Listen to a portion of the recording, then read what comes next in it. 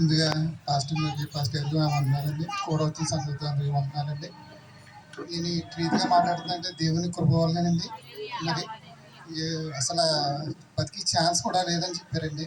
అటువంటిది మరి పాస్టర్ గారు ప్రార్థన చేయడం వల్ల ప్రార్థనలో పెట్టి మా సంఘస్థులందరూ కూడా ప్రార్థన చేశారండి. దానివల్ల నిలబడ్డానండి. ఇలాగ ఈరోజు ఇలా మీ ముందు మాట్లాడుతున్నానంటే దేవుని కృప అండి అంతనే. మరి మరి ఇంతలా మా ఊళ్ళంతా చాలా ఇది అయిపోయారండి.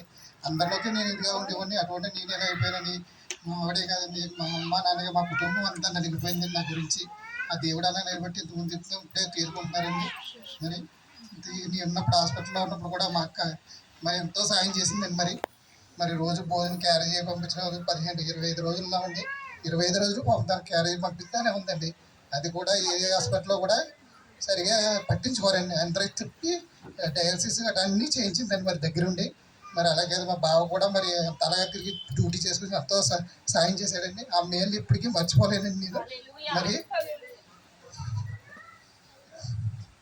ఇప్పటికీ కూడా వాళ్ళకి ఎప్పటికీ రుణపడి ఉంటానండి. సాటిని దేవుడు